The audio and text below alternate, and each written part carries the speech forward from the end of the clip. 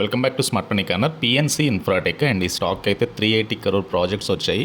And ఫర్దర్గా ఈ 380 crore worth project అనేది 910 డేస్లో కన్స్ట్రక్ట్ చేయాల్సి ఉంది. And PNC Infratech limited infra సెగ్మెంట్లో ఉన్న స్టాకే లాస్ట్ 1 year నుంచి స్టాక్ అయితే ఆల్మోస్ట్ 40% పెరిగింది. 5 year బేసిస్ మీద it is giving multi bagger స్టాక్సే. అండ్ హోప్ఫుల్లీ నేను అనుకుంటున్నాను స్టాక్లో ఇక్కడ నుంచి మళ్ళీ ఒక అప్ ట్రెండ్ అయితే ఎక్స్పెక్ట్ చేయొచ్చు. అండ్ పిఎన్సి ఇన్ఫ్రాటెక్ జూన్ క్వార్టర్లో 575 crore నెట్ ప్రాఫిట్ పోస్ట్ చేసింది. సో సీక్వెన్షియల్గా అయినా ఇయర్ ఆన్ ఇయర్ బేసిస్ మీద అయినా కూడా బెస్ట్ క్వార్టర్లీ రిజల్ట్స్ అయితే కంపెనీ పోస్ట్ చేయగలిగింది. With very good mutual fund invest చేసిన స్టాక్ ఇది. Like HDFC small cap fund, HSBC value fund, ICICI Prudential small cap fund, ఇలా వేరియస్ మ్యూచువల్ ఫండ్స్ అయితే invest చేశారు పిఎన్సి ఇన్ఫ్రాటెక్ లిమిటెడ్లో. ఇదైతే వాచ్ లిస్ట్లో పెట్టుకోవాల్సి ఉంటుంది. అండ్ రీసెంట్ టైంలో ఎక్కువగా పెరుగుతున్న స్టాక్ ఎన్బిసిసి. అండ్ ఎన్బిసిసి బులిష్గా ట్రేడ్ అవ్వడానికి మేజర్గా August 31, 2024 బోర్డు మీట్ అవ్వనుంది. బోనస్ షేర్స్ డిస్కస్ చేయనున్నారు ఈ మీటింగ్లో భాగంగా.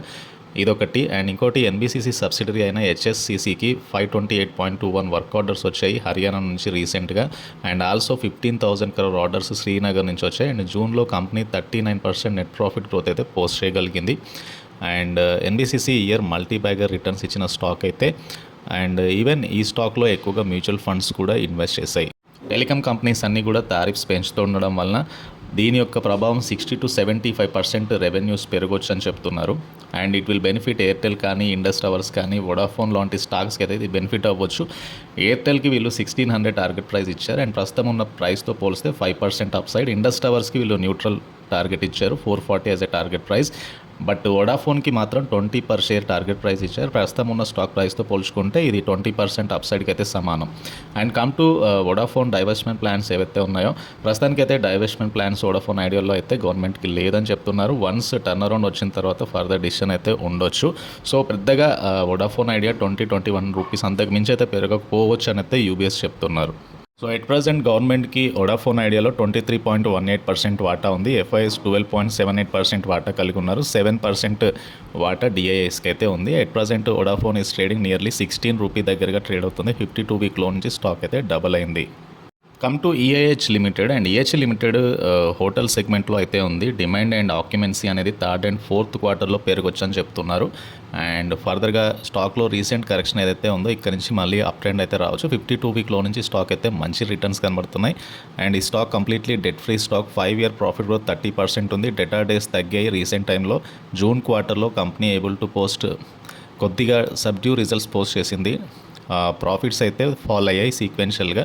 బట్ ఇయర్లీ బేసిస్ మీద on par with same type of profits post చేయగలిగింది. ఏదైతే రీసెంట్గా geopolitical tensions and demand తగ్గడము హోటల్ ఆక్యుపెన్సీకి, దానివల్ల జూన్లో ఎక్కువగా సేల్స్ తగ్గాయి. బట్ కమింగ్ డేస్లో కంపెనీ చాలా కాన్ఫిడెంట్గా ఉన్నారు. కమింగ్ డేస్లో డిమాండ్ అండ్ ఆక్యుపెన్సీ పెరగవచ్చు. సో దీనివల్ల ఫ్యూ క్వార్టర్స్లో మళ్ళీ కంపెనీ పుంజుకోవచ్చు అని చెప్తున్నారు. సో స్టాక్ ఏదైతే ఆల్రెడీ కరెక్షన్ కనబడుతుంది కాబట్టి ప్రస్తుతానికైతే ఈ స్టాక్ని ఇక్కడ బయింగ్ ఇంట్రెస్ట్ అయితే వచ్చే ఛాన్స్ ఉంది. అండ్ ఈవెన్ ఇక్కడ కూడా మీకు డిఐఏస్ ఎక్కువగా ఇన్వెస్ట్ చేశారు ఈహెచ్ హోటల్స్లో. మీన్స్ మ్యూచువల్ ఫండ్స్ అయినా నిపాన్ లైఫ్ ఇండియా ట్రస్ట్ కానీ, come to Canara Robeco mutual fund కానీ, and ICICI prudential equity and debt fund కానీ ఇట్లాంటి ఫండ్స్ అయితే ఇన్వెస్ట్ చేశాయి. అండ్ ఏహెచ్ లిమిటెడ్ ఒకటి వాచ్ లిస్ట్లో అయితే పెట్టుకోవాల్సిన స్టాక్ అయితే.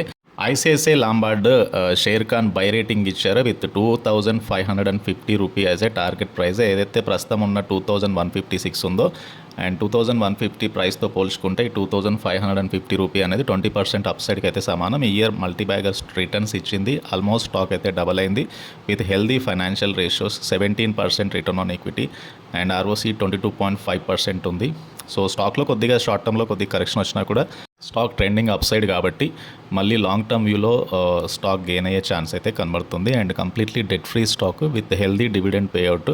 అండ్ ఈవెన్ జూన్లో 580 crore నెట్ ప్రాఫిట్ పోస్ట్ చేసింది. ఫ్యూ క్వార్టర్స్ నుంచి లైక్ నెట్ ప్రాఫిట్ అయితే పెరుగుతూ వస్తుంది. And come to share holding pattern చూస్తే కనుక 24% ఎఫ్ఐఎస్ హోల్డ్ చేస్తున్నారు.